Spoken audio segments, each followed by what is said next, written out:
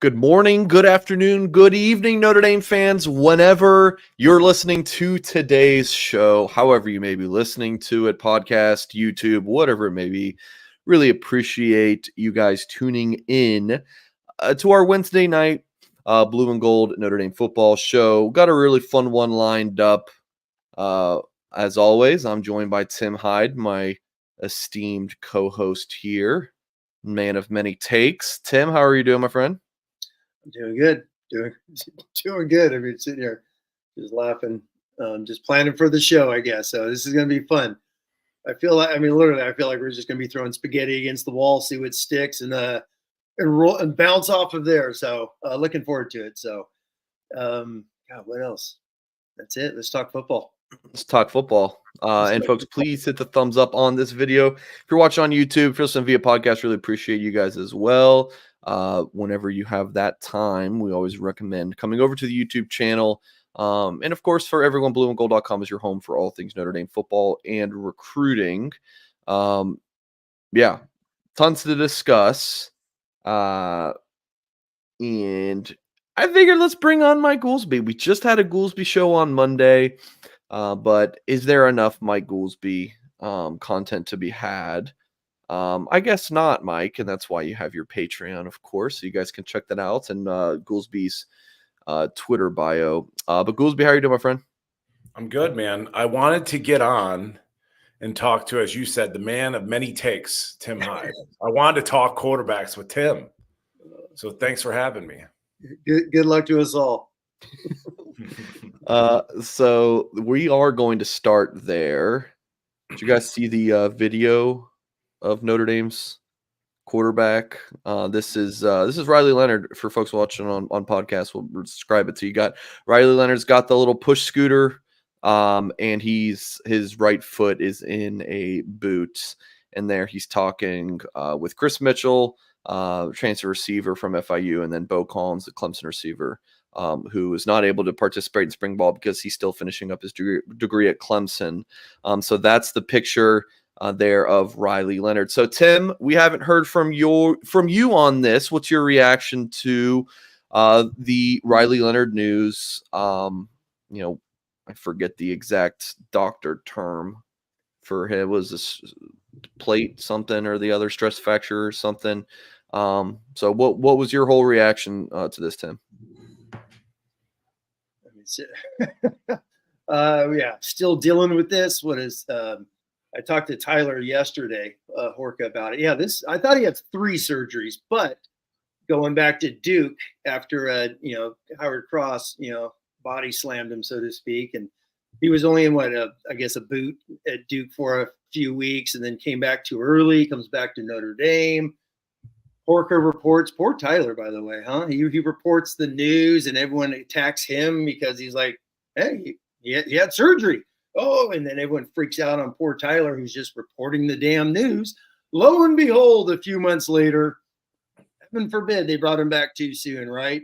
Didn't Notre Dame rush out that photo of him doing the weight, with the medicine ball to get that out soon to show the world that Riley Leonard is healthy and working out? And what does he do? 2 or 3 practices, and he's right back. So I have no idea. Just fascinating, right? You bring him in, the quarterback room goes for a rental 2 years in a row. And where are we, I guess? That's the big question, right? Is where the heck is Notre Dame football at the quarterback position? Because you don't have 4 tune-ups like Sam Hartman had last year. You get a training camp and go enjoy College Station. So that's pretty much what's going to happen. So I don't know where this goes, Mike. Obviously the Freeman, well, he might be back. How the hell he's going to come back? Yeah, he's in surgery. He's out months. Let's be honest about this. So I look at, as a big coach looking up, high above, seeing it. He basically, what did he do in winter conditioning? Did he partake somewhat in that a little bit? Now spring, he's out. What's he going to do come the summer? I'm sure we're going to have 50% of everyone saying, oh, this is overblown. And the other 50% are just going to say, oh, bench him, do away with him. But what does Freeman do? That's the only thing that really freaking matters is what does he do? So what is Riley Leonard? How is he being a quarterback of Notre Dame, and he's on a scooter. He really didn't participate in winter condition. Let's be honest about that. He had surgery, for crying out loud, during the winter. Goolsby's been a part of that. He knows this is when your team is built, that winter, that spring. You go in the summer, you know who's who. You go into training camp, you fine tune it, and you get ready to go to battle game one. So, all right, Tim. So, I've been seeing some Twitter reaction stuff. Like, people are like, guys, like, he's going to be okay by the opener against A&M. Like, everyone needs to calm down. It's going to be fine. And I don't think we're saying that he's not going to be healthy for the A&M game. Fully anticipate that. But it is the fact of he just got here 2 months ago, and he's missing most of spring ball as a quarterback who, again, is brand new to this program. And we talked about this Monday night with Goolsby. Like, Hartman came here as a fairly finished product who has played so much freaking football. Leonard hasn't. He missed time last year. Like, he's had these injuries. He's missed football, missed games, and now he's already missing time at Notre Dame. That's the bigger concern here than this specific injury.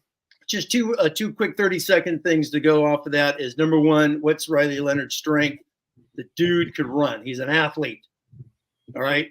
College Station, A&M. People may think it's a train wreck. They got freaks on defense. They're stacked on defense. Bam. There's going to be 105, 110,000 people going in there. Sam Hartman, exactly. Sam Hartman showed up. If anything, I've said this 1,000 times, the coaching staff screwed Hartman up because they didn't do anything he was good at. It felt like they just put him into the Notre Dame offense and, okay, you be 2023 Drew Pine. And it was stupid. So that's my honest opinion on that thing. With Leonard, he's played, 20 starts, I believe. So 20 starts. And, we all want to talk about, well, look what he did in 2022. Duke didn't play one ranked team, not one ranked team, 0. So his stats are what they are. They didn't play anybody in the ACC. I mean, he had good numbers. His film looks good. Don't get me wrong, all that stuff. But it's 20 starts. Hartman comes. We all talk about when Hartman played Ohio State. That was his 50th. 50 freaking starts. Unbelievable in college football. So that's a lot of football. We've been hearing about Denbrock, Guduli. Oh, they're going to mold Leonard. They're going to do all this stuff all winter, all spring, all summer. How? Seriously, how? He's already played 3 years, and you really had no opportunity to change anything that he does. So it's going to be a fly by your seat. I feel like when training camp comes in College Station, those guys jump on a plane to play A&M. So it's going to be interesting. Go from there. And Tim, that's been your biggest issue all along is like, and again, I'm putting words in your mouth, so forgive me, but it's like, is there a plan? And if so, like, what is it in that quarterback room? So it's like as you said, it's like if Angeli's good enough, he should. Why is Leonard here? There's so many moving parts, but I think that's my biggest take. And I've listened to other people give their takes on this Riley Leonard second or third injury, third surgery. And it's like, there still seems to be the general consensus that he's like your presumed starter. And then I get into like the development piece to Riley Leonard. I've taken to calling him an athlete playing quarterback. Yeah. And I was really looking forward to Coach Gino and Coach Denbrock really getting their hands on him and improving the quarterback play, the specifics to the position. Again, how do you do that, Tim? How do you improve? I've heard people say spring ball doesn't matter. It's like, it doesn't. It matters. The hell it doesn't. I mean, you're an old school coach, Tim, but it's like it absolutely matters. It matters in his part because he's just coming to Notre Dame. He hasn't been here for 3 years. Yeah, and then Steve Angeli knows the ways. Minchie's in his second year. Carr's obviously learning, but at least those guys know what's what to do around the program and things of that nature. They've heard Freeman speak for a couple of years. Leonard's still learning all of those things. Howard Cross, hell, he hasn't even practiced half the spring. He doesn't need to. He's been here 6 years, so they could give him. You keep hearing about Mills getting a rest, other guys getting rest. That's understandable, as you know, in spring ball. Older guys get some rest. But for Riley Leonard, he's basically a brand new guy.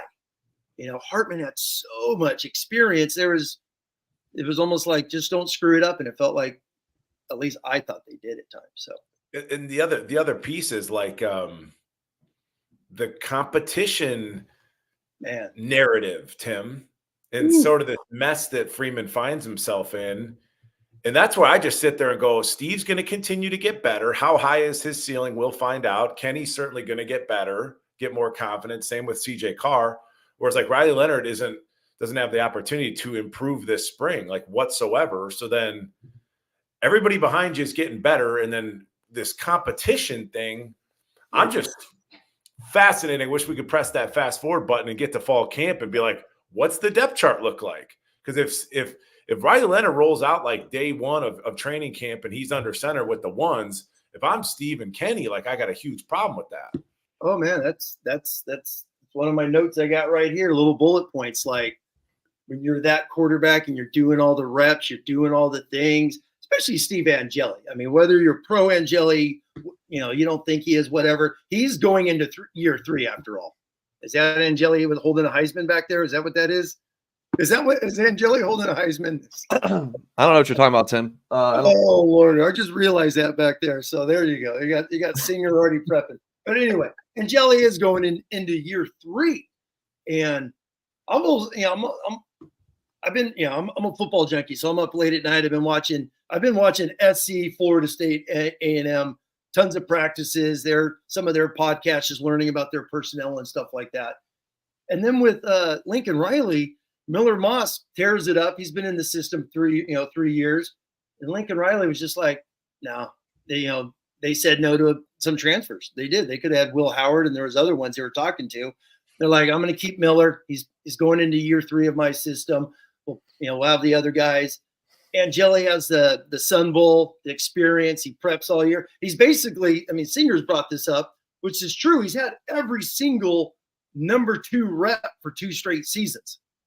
So after 2 straight football seasons of getting every single number 2 rep, how the hell is he not prepared to be the guy?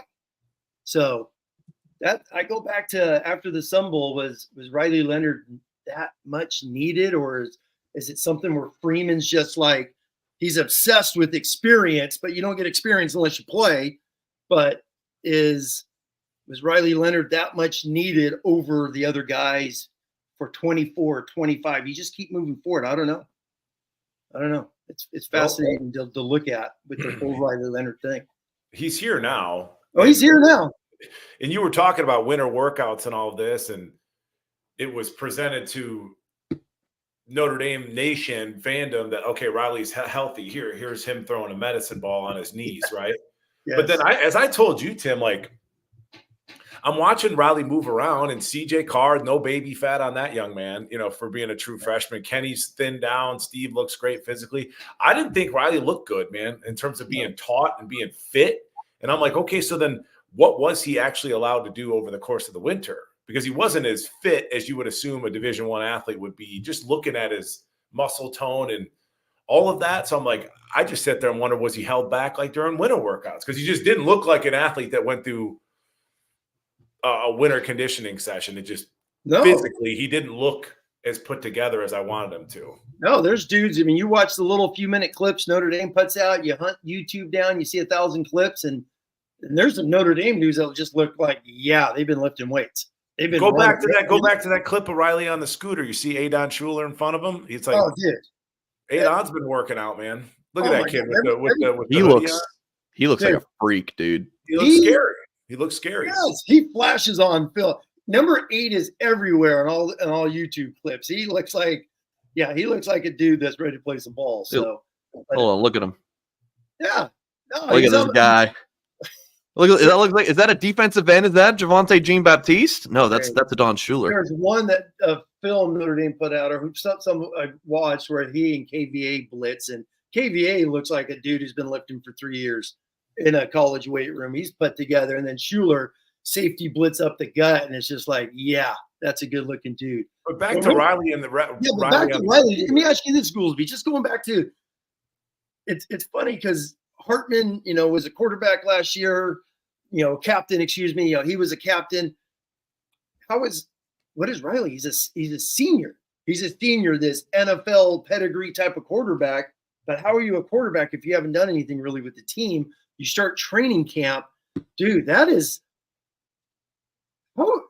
what the hell happens? Let's just be honest. If he goes out there and he's the number one quarterback, is it just that's just what it is? We bought him. We're going to play him. We're going to go from there. You guys, this is the situation. If he gets injured, next man in, I guess. I mean, but what's that like for the team? You know that, Mike Goolsby. What's that like for the team? Or Jim, I talked about it when Hartman came in, and of course, I got torched for that. If you remember Singer, it was like said, like, this is the type of stuff that affects a locker room. Because whether it's Adon Schuler trying to win a starting job, whether it's whomever trying to move up the depth chart, trying to go from 3 to 2, from 2 to 1, blood, sweat, and tears. Yeah. Like, that's still football, like that competition piece. So, like, if you just insert a guy in the like last year, I mean, if Hartman was being outplayed during the spring and yet he's still propped up, it's potentially messy. It's potentially problematic. And then again, how do you lead when you're on the bike, Tim? My biggest thing do that. My biggest thing with Leonard is everyone, obviously he came in. He's a hell of an athlete. You watch his Duke film, the dude, he's a hell of an athlete. Let's just be honest. He willed them to beat Clemson. Clemson had fumbleitis, but he took advantage of it. He got him back against Notre Dame before the Hartman miracle at the end. He played his butt off in that game. But he's about running. When things break down, I'm going to be Tim Tebow and run the damn football. How the hell is he going to run the football when he's had multiple surgeries on the same ankle, which really, let's be honest, hasn't healed since Notre Dame? September 30th. So he's going into College Station and they got freakazoids. Is he really going to be 100% healthy enough just to be Riley Leonard, run around, scramble, and cause havoc? It's questions real quick, Singer. I'm sorry, buddy. Go ahead. Just going to say, because Singer's wanting to move on, Tim. I can feel it. We hit that 17-minute mark. Oh, boy. It's questions across the board. Tim, you're a coach. I've for years I've been talking about trust with a coach. Oh, yeah. Talked about this at length on the Patreon. And typically when we think of trust, it's like, okay, I have to be assignment correct, Tim, because my job's in the line. If that linebacker keeps jumping out of his gap or whatever. But if you're Denbrock, how do you trust the ankle? How do you is that something you have to take into consideration with play calling? Do I have to holster my offense a little bit because I'm worried about this ankle? What does that look like? Well, that's the thing. Everyone's like, well, Notre Dame 2024 is going to look like LSU 2023. First off, there's no way in hell it is. Let's just be honest. Did you see what's his name? Ran like a 4.3, the wide receiver at LSU today. So I don't think there's anyone like that, right? Goolsby at Notre Dame. So they got some freaking zoids. I'm not going there. I know you're not. I know. I threw it out. I was trying to suck you in, but it's all good. But pause. But Daniels could break down, and it's like that Florida play. Everyone that saw Jaden Daniels, remember when he scrambled, he runs 90 yards, just outruns everyone at Florida for 90-yard touchdown. I don't think Leonard could do that, or was he willing to? Off injuries, it's always a mindset as well. So is he going to be willing to cut, run? I don't know, man. It's wild. It's a big deal. At the end of the day, it's a big deal. It's a high-dollar quarterback you brought in here to kind of kick that can down the road, Tim. We're going to see what we got. We'll just wait and see. We're going to keep that wait-and-see mode with the quarterback room. We'll bring in a transfer. Now you don't have him. He won't practice during spring. And then and then the whole competition piece, keeping everybody happy in that room. It's very complex, and it's a lot for Coach Freeman to deal with in a year 3, dude. It's a lot. Yeah. Let me jump in here.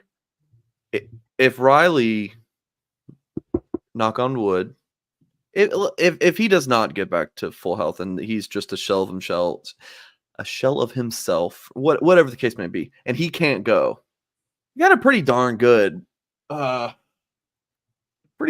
quarterback back there, in my opinion, and Steve Angeli. And a situation where you guys tell me all the time how easy this schedule is.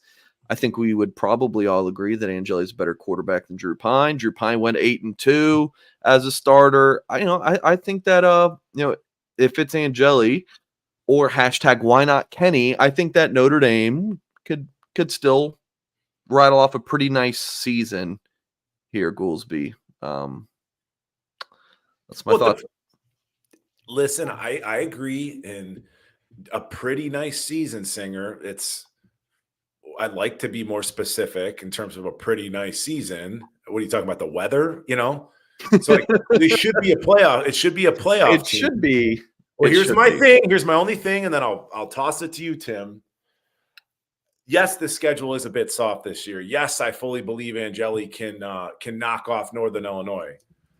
I'm talking about playoff game, high stakes. I hear this in my sleep. High stakes, SEC athletes, live bullets.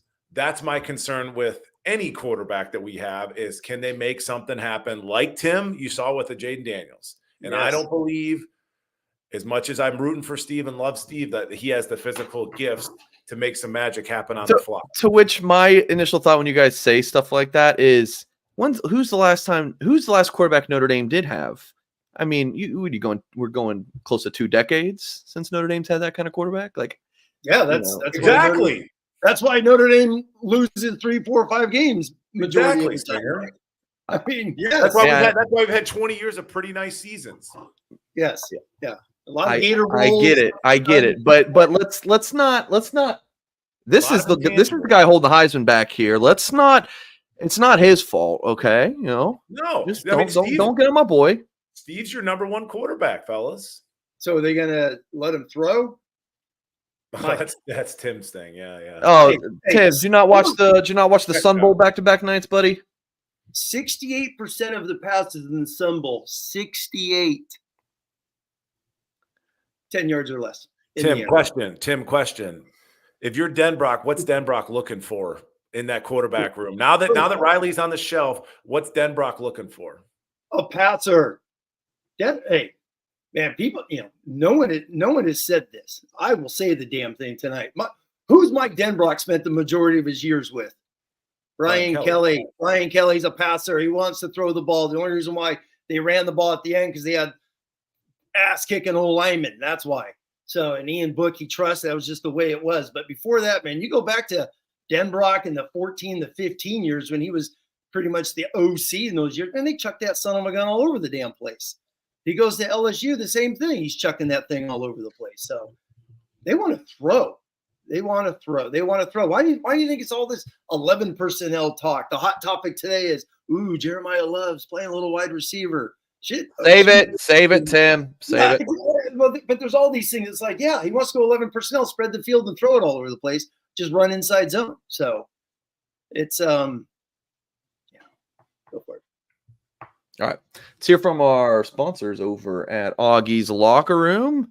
Folks, if you are in town, you're local, whatever the case is, you find yourself in South Bend, there's one place for you to go. Well, maybe more than one. But one of the places is definitely going to be Augie's Locker Room, which has a brand new location. Check out Augie's new store at 1733 North Ironwood Drive in South Bend, Indiana. It's just down the street from Notre Dame. Again, a new location, 1733 North Ironwood Drive in South Bend. You could check out the Notre Dame Stadium pieces, jerseys, helmets, autographs, and one-of-a-kind Rockney items. You can find exclusive Joe Montana sign items and famous sculptor Jerry McKenna's replicas of the bronze statues around the stadium. Auggie gets new stuff in all the time. If he doesn't have it, he's going to go find it for you. So check him out. Again, that location is 1733 North Ironwood Drive. See the vintage helmet display dating back to 1890. Auggie'sLockerRoom.com. Give him a call. 574-277-6363. Boys, we got a few super chats. Trash said, so Mike, Goolsby, and Tim walk into Notre Dame Stadium. Mike becomes a great YouTube guy. Goolsby gets his helmet, and Tim finds the missing blue and gold paper. So there you go. Trash, appreciate the $5 super chat, my friend. Mike Nolan says, just don't see Steve as a guy to make plays when as Goolsby notes things break down. We have seen Riley do that. See Duke, Clemson, and Duke or Notre Dame, Clemson. Okay. Yeah. Leonard's good. He needs 2 healthy ankles for that, and right now only has 1. Mike Nolan, appreciate the 5. Andrew Gilmore with 10 says we have seen prominent injured NFL prospects shut it down for their draft stock. Any concern that Ben Morrison does that? He's our Darrelle Revis. Much different without him. Is Notre Dame a top 10 defense without? Andrew, really appreciate this super chat. We are going to talk about Ben Morrison in just a little bit, so please hang on. We're going to talk about him here shortly, but we're going to transition, if the guys will let me, to linebacker talk. Is there any other closing thoughts we had on quarterbacks? I have one question for Tim. Oh yeah, I have something too, but go for it. Shouldn't have said In terms that. of this, Nope. I'm just trying to. I'm reading the chat over here on my phone. I'm not being rude. I'm reading the chat over here. Anything I got good? you guys on this big picture. Percentage-wise, Tim, the pie chart analogy. That quarterback decision, Denbrock gray hair factor, is it 50-50 Denbrock, Freeman, 30-30-30, Coach Gino? Who's got the input? Who makes the final call? Obviously Freeman, but he's such a young coach. How does that work out in terms of who makes that final decision? Freeman's going to take responsibility for it, but who actually makes the decision? Oh, he's taking responsibility. He wants that second contract, so there's no doubt about that. I mean, it's year 3. He's got to. I mean, hopefully he's watching film and he can see what's what. That goes back to my whole point of he's been around Steve Angeli for 2 years, so it's like, what more do you need to see? If I guess he just assumes he's not the guy, but he may be forced to be the guy. It's got to be Denbrock. I mean, he's the OC. He's the guy he brought in. You know, he's got a 4-year contract, so he's not going anywhere. So Steve has the edge on experience right now. The one game. This is why I love Tim. You know, Tim's like, yeah, nobody realizes Oregon State had 7 coaches missing from the staff. Right? Yes. So it's like, so Steve might have that one game of experience that Freeman's going to cling on to because he loves experience so much. Yet you're telling me Denbrock might be watching Kenny sling it, and he might say to himself, why not Kenny? That could happen. Hey, why not CJ Carr? Play the best of the best. I mean, when I see him throwing, I'm like, holy moly, throw that guy in. I mean, if all they're doing is Steve Angeli, 70% of his passes are going to be 10 yards or less, hell, why can't the freshmen do that if that's what they're going to do, right? And hit a slot fade every now and then. So, the one game experience, which was interesting because Freeman kind of said that in his press conference of, yeah, Angeli's the guy, he's got the experience. Doing what? But, you know, is Tennessee State hold that much weight? But, Tim, sometimes you say things, I'm like, you're a football coach. I am shocked but by what the is things that come out of your mouth. No. He's been there for 2 full years. So so that's experience, Tim. Someone's been there. Well, first off, they got a brand new OC, correct? They got a brand new OC. So yeah, he's on his 3rd in 3 years. Yeah. So Steve, okay, great point. Well, let's get into this then, Mr. Mike Singer. So we are going to go experience, right? So obviously experience trumps all.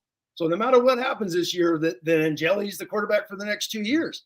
No one said that. No one said that. That's experience, right? If he's going to be the number 2 this year, that means he's always going to get the mop-up time, right? He's going to get Riley Leonard's going to come out, kick butt. His foot, no issue with his foot. We'll probably hear about all that good, you know, the buzz and the spin we'll start to hear soon. So if he comes out and kicks butt, Steve Angeli's the backup. So if experience matters, when the hell does Minchie, Carr, Deuce Knights coming in January? When do they get reps? When? I don't know what you. You're saying the experience. What? But what? He handed off a little bit as a true freshman when Pine was there. They didn't even let him throw the damn football. They never let him throw the football. That always puzzled me. But anyway, they didn't even let him finish the UNLV game for crying out loud. So I always find that. Tim, at the end of the day, they're going to say experience, but they bring in Riley Leonard to improve the quarterback room, right? That's what they want to do. They don't think that Steve Angeli, they don't want to run out Steve Angeli right now as a starting quarterback. That's why you bring in Riley Leonard. So they talk about experience, and you guys just like really cling to that, but they're going to play the best guys at the end of the day. Like that's what they're going to do. Like they're going to play true freshmen at the receiver position over older guys who are more experienced because they're going to think they're better players. So you guys just cling to the experience last year thing. because they had to. I don't know so much this year. They have all older guys. Oh, I'm sure they will. Micah Gilbert's going to play over like a Deion Colsey. I bet. Oh my God, that's saying a lot. That's saying a hell of a lot over Colsey. Okay. And Singer, real quick, I get 3 snaps over him. Come on. Singer, real quick. I don't think it's Tim and I that are clinging to experience. I think it's Coach Freeman. If you listen to what he says, that's what I'm saying. I think that's what he says in press conferences, but I don't think that's the whole picture. And experience. I mean, the stakes are a lot lower for a freshman wide receiver than they are somebody under center. Okay, I get it, but we'll see. We'll see what he does next year then, because we don't think he's going to take a transfer quarterback. Right? We don't think it's going to be 4 and 5 years. Hold on? Why wouldn't he take a transfer quarterback? I mean, I've said this before, and people, but why? None of these other guys are playing. Why not go get some? If you're telling me if there's a transfer quarterback who's really good, 30 starts out there in the portal, Notre Dame won't look at him. So Notre Dame's going to go into – see, this is what drives me nuts. Freeman in 2025 will go with basically a rookie and then jelly, but he won't do it in 24. Makes no sense to me. Dude, he might go with someone else. He might go with Minchie, Carr. Dude, who knows? But from what I've been told and what they're even saying in press conferences, which you have to take with a grain of salt, of course, they're saying that they're gonna kind of roll with what they got. So Notre Dame in 2025 is going to play a first-time starting quarterback after spending the last 2 years without even doing that. But next year in year 4, we will play a first-time starting quarterback. Someone tell me, how the hell is that a plan? Seriously. So Tim, on one hand, you're like, stop taking transfers, build from within. But now you're arguing that they shouldn't be doing like that. I don't get what. No. You keep saying it's all about, if it's all about experience, but next year in Freeman's 4th year, you're saying because Freeman has let out the tea leaves, we're not going to take a transfer quarterback. So now all of a sudden next year, the quarterback room is ready to go. Everything's ready to go. But none of those guys, because I think their first game's A&M, home opener A&M, I believe, next year. So all those guys are going to see A&M, Elko's 2nd year, Freeman's 4th year. But none of them, I mean, what start are they going to have? A Sun Bowl against Scrubs? And maybe. What's your point? I'm trying to understand your point. The point is, why the hell did he have to go get Riley Leonard?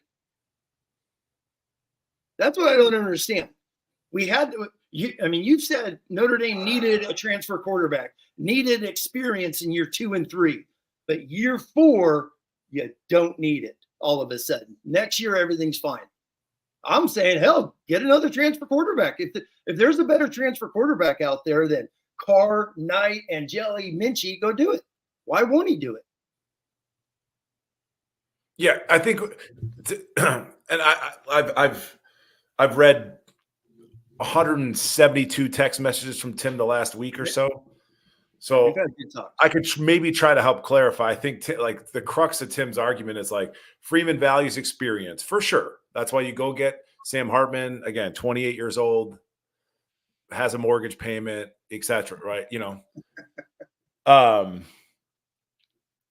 You get that experience there, and it's like, okay, now we're going to get a little bit more experience in Riley Leonard, and then when the jumping off point takes place in 2025, you're going to play an inexperienced quarterback. So Tim's like, why can't we get our our current roster, homegrown kids that we recruited? Why can't we get them experience and get them wrapped up? Find out if Steve's the guy. Like live fire. Yeah, that's because that's Tim's, and this is Tim. I said this 2 years ago with the Buckner Hartman thing. It's like the only criteria that we know that Freeman values at the quarterback position is what? Experience. So what are those other 3-4 things that these kids are being critiqued and judged upon? But there's always going to be a quarterback with more experience in the portal that wants $1 million over Angeli, over a Minchie, over a Deuce, over a Carr. There's always going to be that guy out there. So to Tim's point, why not pick up another one? Right. What I'm saying to you guys is that it's not just experience. I think that they're going to do what you guys keep asking for. I think that's what they're going to do. So What's that? What do you mean? Keep doing? I think they're going to develop from within for the next season. They got Leonard, them, right? But you have how long do you develop? Just 3-4 years, and then you let the son of a gun play? It's like, when do you get on the damn field? Unless these guys are just all horrible and just no one's willing to say that. And it's like, I mean, obviously he went to Riley Leonard. Something clicked in his head to Riley Leonard is better than the quarterbacks I have. I mean, right? That's why you take a quarterback. Riley Leonard's better than all these quarterbacks I have currently right now. But next year, all the quarterbacks he has will not be better than a transfer quarterback. We don't know that yet. That's why it's like, how the hell do you ever know what you have until you play the dudes?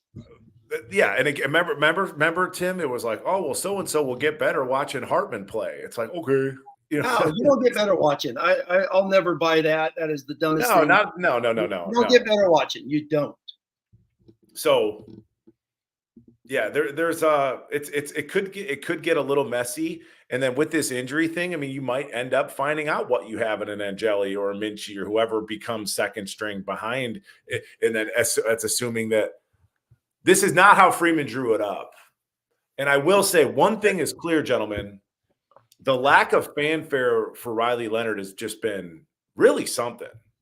It's just remarkable. As compared to the fanfare, the parades for Hartman. The only time we hear about Riley Leonard is injury news.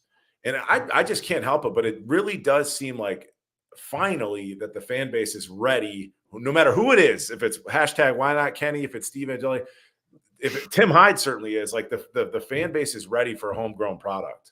It's like crystal clear to me anyway. Hey, I mean, there's so much to still say. It's like, I mean, we're going to know pretty soon, because obviously we've said 1,000 times, what the hell was gained last year? Seriously, what was gained? You kicked the can down the road, Tim. To this year. Now you get another transfer. And, someone said in the chat, it could be true. Freeman just thinks the guys he doesn't trust, as we used that word earlier, trust. But when do you start to trust somebody that's been in your program for a third year?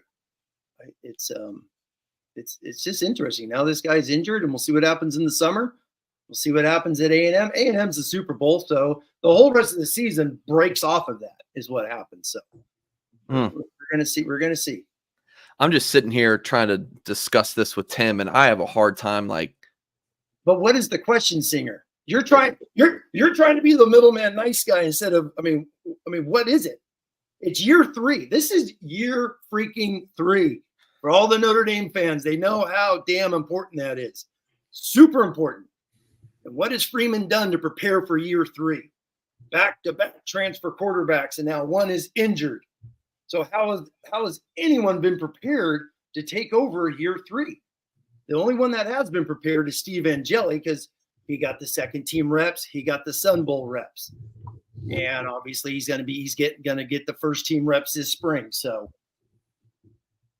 we're gonna find out. I don't know. I mean, but then you're saying, and this has been the buzz out there. Well, Freeman doesn't want to take a transfer quarterback. That's why me, as a fan who's frustrated as hell, you're going into year 4. All of a sudden, now all these quarterbacks are okay to play as rookies. Now in year 4, we can play rookie quarterbacks, but you couldn't do it in your first 3 years, or first, second, and third year. Excuse me. I think a lot of this. See, the guy says a lot of this consternation could be solved. Go ahead, Tim. No. I mean, it's always Buckner's always brought up. Pine was the quarterback. Pine went 8-2. Pine was no. Hey, I'll sit here and say he was no stick in the mud. Where would Notre Dame be today? Let's just throw this out. Where would Notre Dame be today if Pine beat out Buckner? Because why did Pine leave? Because he was pissed at Freeman for bringing in Hartman. It's like, dude, I'm out of here. I just gave you 10 freaking games, won 8 of them.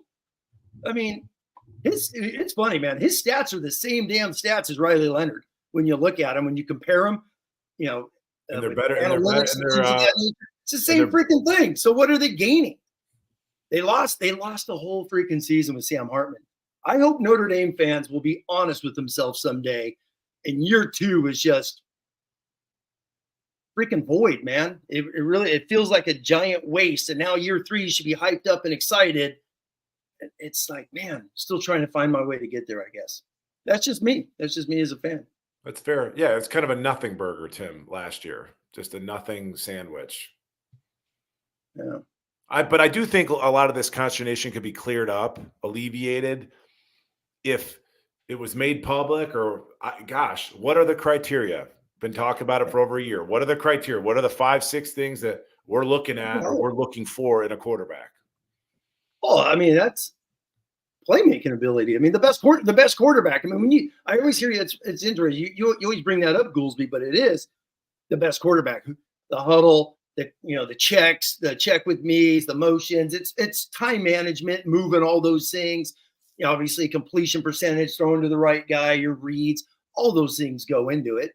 I think, and those are strengths to Steve Angeli. When you watch him, you do see him find little guys. Boom, he knows where to go with the ball.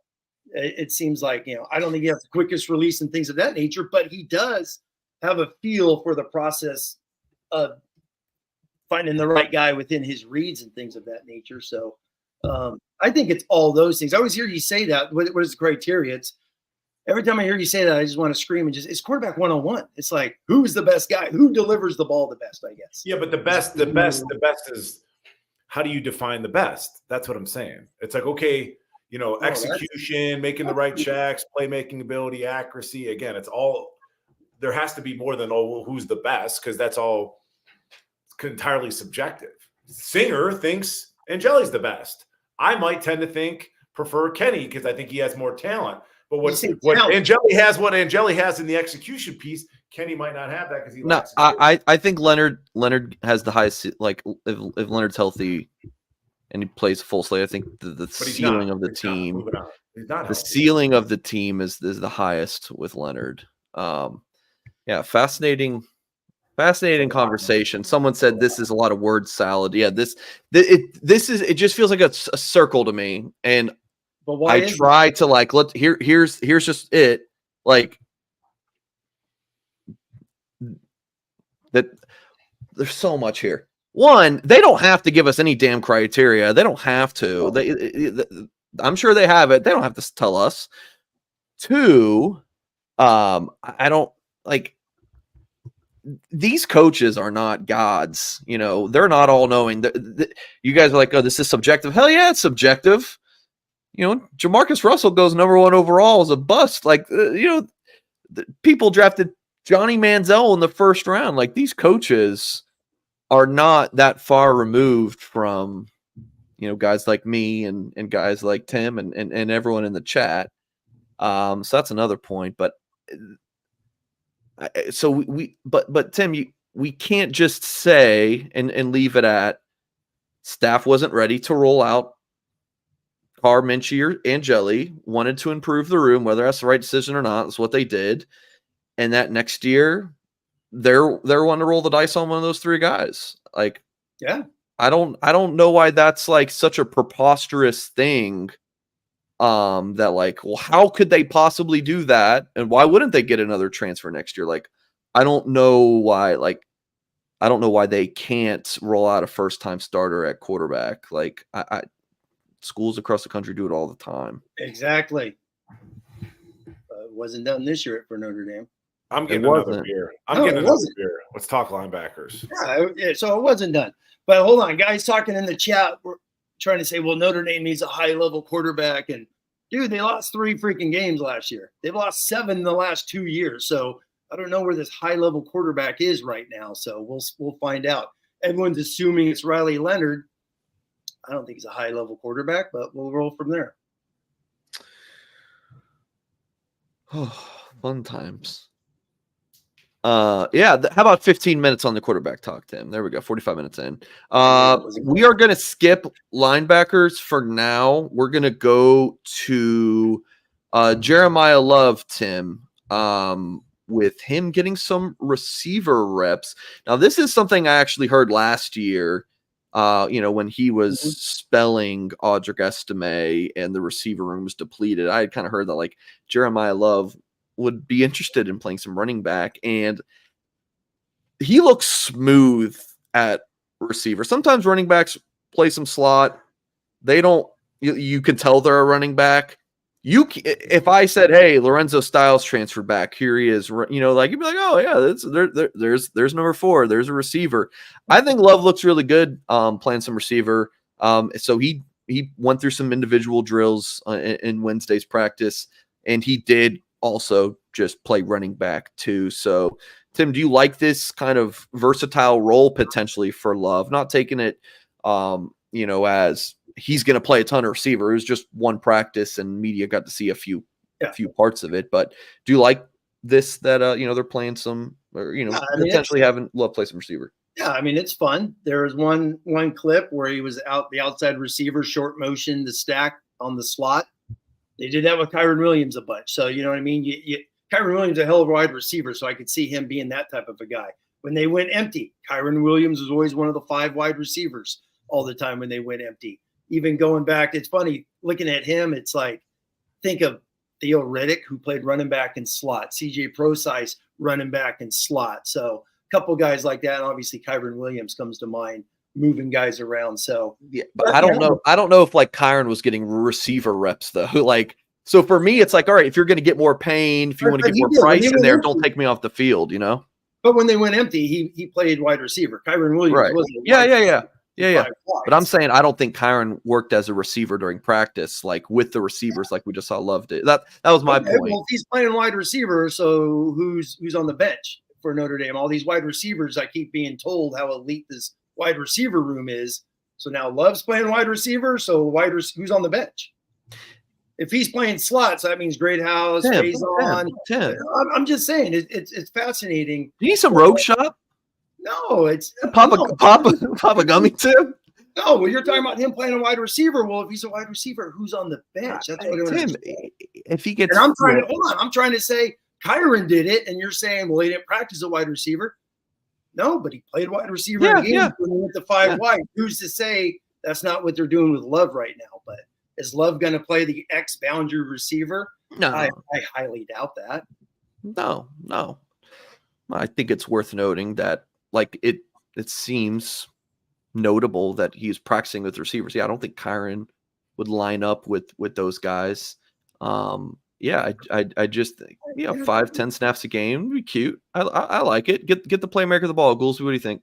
Yeah, that's just it. Singer, he's a playmaker. I remember reading a tweet or something from Jeremiyah Love's dad, who I think is a bit of a character, but he was talking about Jeremiah, or maybe you mentioned it, Singer, like through his recruitment. It's something his dad's been talking about, like that kid can play receiver. Yeah, but I look at it as it's a playmaker, get him the ball, love to see it. It speaks to me about the health of Jadarian Price as well. And then beyond that, fellas, it's spring ball, man. It's all about developing. You know what I'm saying? Coach McCullough says, hey, I want you to go down there and get some reps with the wide receivers. Perfect. It's like no different than you stuck your second string tight end. You say, hey, go get some work with the O-line on individual so he works on pass pro. It doesn't mean the guy's getting switched off as a tackle. He's just honing his craft. It's something, it's like you said, it's notable. It's something to talk about. It's the offseason. Give me a break. I agree. It's a one-day story. I feel like every time the media gets something, there's a story that comes out of it, and that's the hot topic for the day. And today was Love. So that's just my take on it. He's going to be the running back. Him and Price are going to play running back. He may flex out, motion out. It's all things that we've seen in the past. And I don't know if there's I'm still working. I got to get the tinfoil hat together. My apologies, Singer. Goolsby, can you actually remove that cord? I don't know if anyone's mentioned that to you, that cord behind your right shoulder. You know what? The cord's staying just because. I would leave it. I would say, seriously, so many people whine about it, dude. Leave the damn cord. If anything, start putting bows on it. Highlight the son of the gun. Seriously, there's so many comments all the time. Start putting like little trolls, little figures on it. People can be awful. People can just be awful. It's not like, hey, you put some effort and some money into like having try to have a little studio, balling on a budget down here. It's like that cord sucks. It's like, dude, whatever. What were we even talking about? Love is a wide receiver. Singer thinks it's awesome. He's going to change the whole world. All that stuff. No, you were talking about the media narrative. I forget now. You threw me off with that cord comment.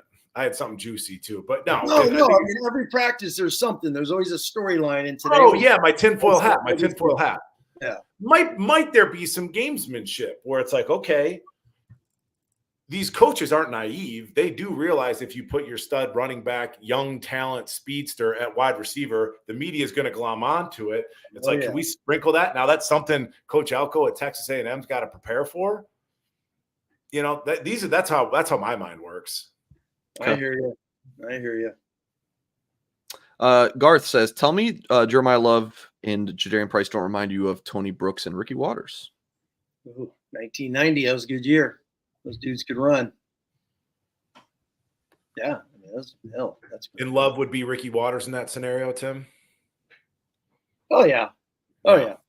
Pass receiver. Kind of runs upright a little bit. Yeah, a return guy. You can see Love being a return guy. Brooks would just run the ball right down your throat, be physical, kind of like Price. It would be nice. Garth, appreciate the super chat. Let's go to those linebackers. Reading reports from Tyler Horka and hear from Jack Sobel, those guys at Blue and Gold, really talking about that the 2 inside linebacker spots, with the rover position really just being a rumor these days. Jack Kaiser, you obviously would assume that he's one of those guys. And then for the other inside linebacker spot, it seemed Drake Bowen is really emerged there. Tim, that's something we talked about when I called you up earlier today. You wanted to talk about. So your reaction to that and maybe how this discussion relates to one Jalen Sneed. Yeah, going into year 3, and he's kind of just, I guess, becoming a niche linebacker, as Goolsby will get into here in a second. But I mean, that was kind of the buzz out of the Sun Bowl, thinking Kaiser, Bowen would be the top 2 guys. You know, as I've said 1,000 times, people need to quit thinking about Notre Dame as just 3 linebackers. They playing it twice a game, and it's freaking in the goal line. So Notre Dame is a nickel defense. They only play 2 backers, and that's going to probably be those 2 guys. It's fine. Bowen got a bunch of reps last year. You know, played on all the special teams, earned a letter as a true freshman, so good for him. And we'll roll from there. The whole Kaiser thing, I'll be honest with you, I'm not a big fan of 6 years stuff. I was hoping all 3 of the 5th year guys would move on, because at least for me, I would rather see Osbury, Sneed, KVA, Bowen. I'd rather see those 4 guys on the field. But I know everyone loves Kaiser. It's his 6th year. We'll see how he does. But with him playing, that means because they have recruited some elite linebackers.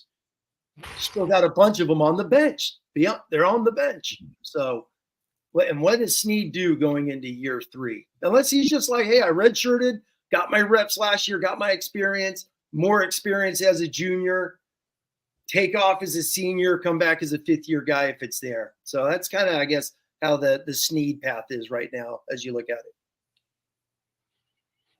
I think it's still early, personally. I mean, every kid that I've ever worked with that goes on and plays in college, you touch base with them going into spring ball, Tim, and you're like, hey, buddy, just a friendly reminder, this is when you kind of make your hay, as it were. This is when you move up the depth chart. So we're 3, 4, 5 practices in the spring. To me, I don't imagine we're going to get to O-line talk, but I don't think anything's set in stone. I think Jack Kaiser serves his purpose. I think Al Golden Skim, Tim, you're well-versed in this. It's very complex. Yeah. I think Kaiser can help, kids get lined up. But to your point, Tim, yeah, there's a lot of talent behind him. Everybody wants to talk about Sneed. It's a big spring for him. Again, this is what spring is kind of for. Everybody is to develop. So it's like, let's not write the kid off.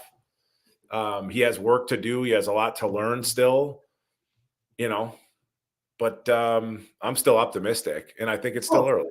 Yeah, and he's going to play because he replaced Morrison and all the, the dime stuff. He's going to have a role. He did last year. He had a role, especially the longer the season went on. So he's going to play. Me personally, I don't know if he's going to. Kaiser's coming back as a 6th year guy. I don't see him coming off the field, but he's not long, tall to be in that type of the length type of position, what they like when they go their dime. So he is replace him. Sneed's different though. That first practice, I remember they showed a clip of him going up in the air and batting a ball. I mean, they don't have anybody in that linebacker room Osbury's probably close, but he's obviously smaller. Yeah. I mean, Osbury moves really, really smoothly, moves really, really, really well. But just in terms of the burst that a kid that's why he's a 5-star. Yeah, So he's going to play. That's a good thing. He's going to play.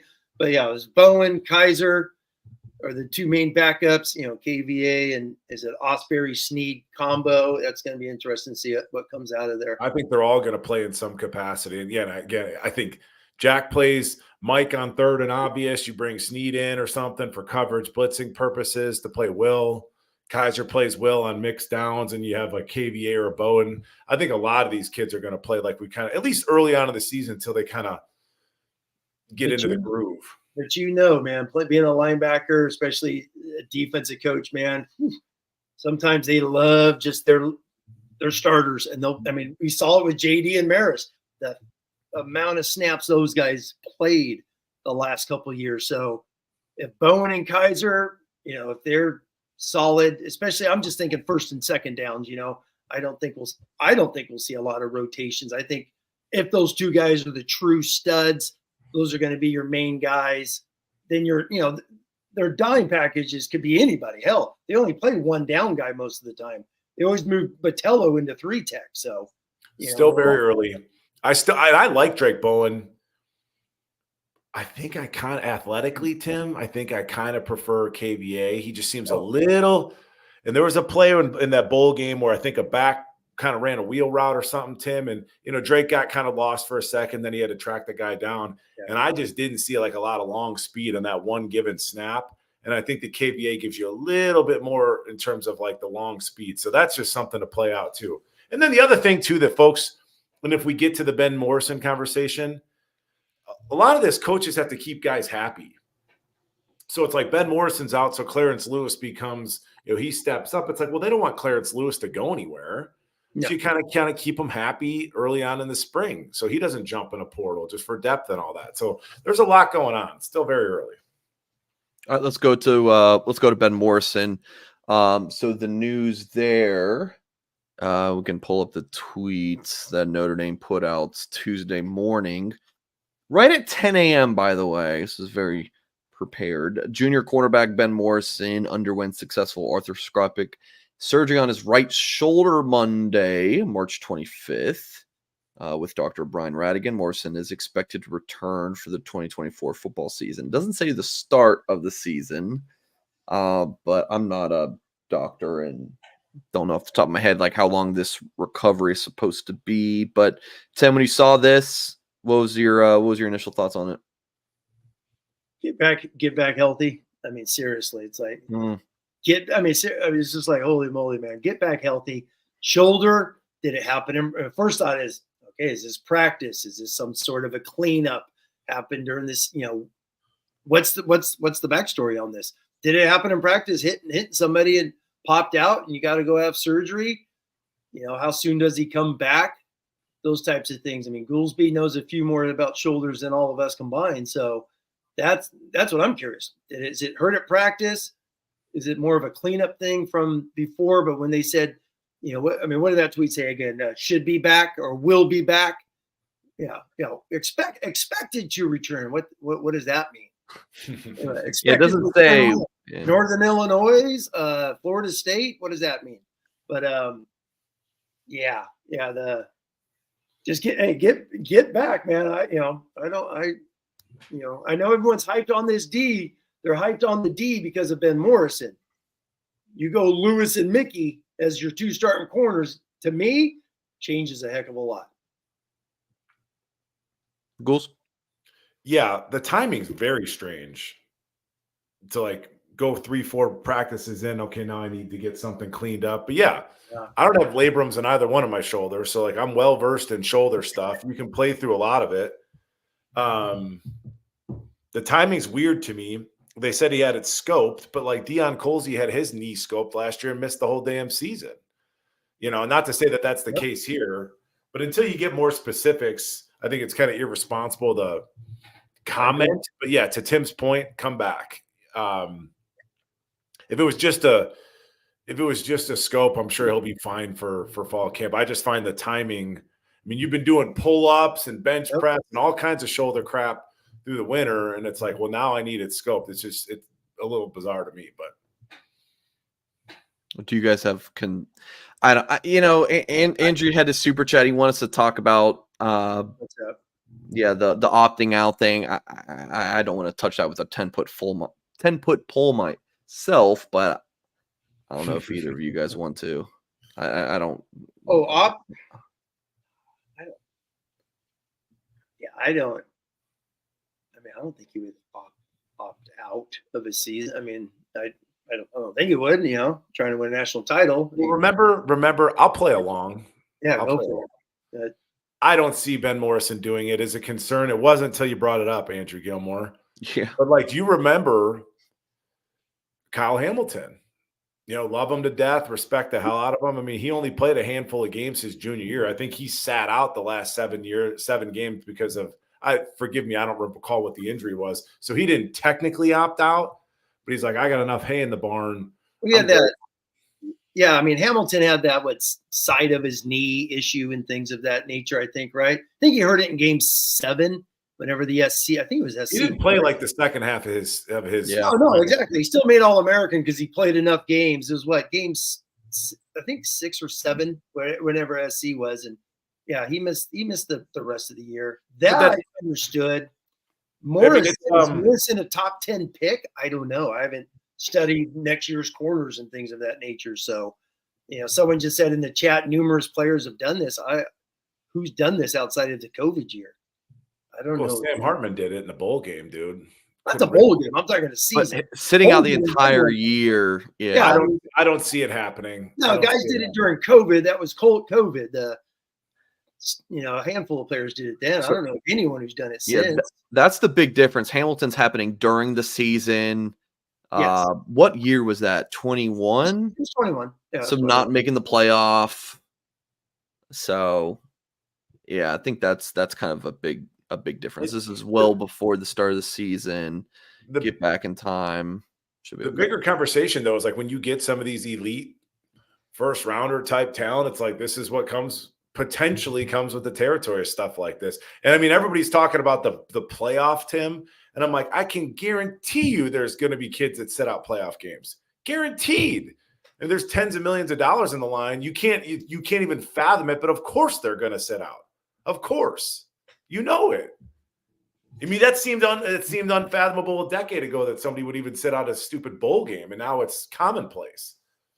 Because people realize, what the hell am I doing playing in this mid-tier bowl when I'm a first-round pick and getting nothing out of this? That when you look back at it, it's holy crap! So many guys played in these things for 50 freaking years. How many other guys? How many Jalen Smiths were there in the 1950s? Hell, I'm just throwing that out there, but who knows? I don't see people sitting out the playoffs. I would be blown away.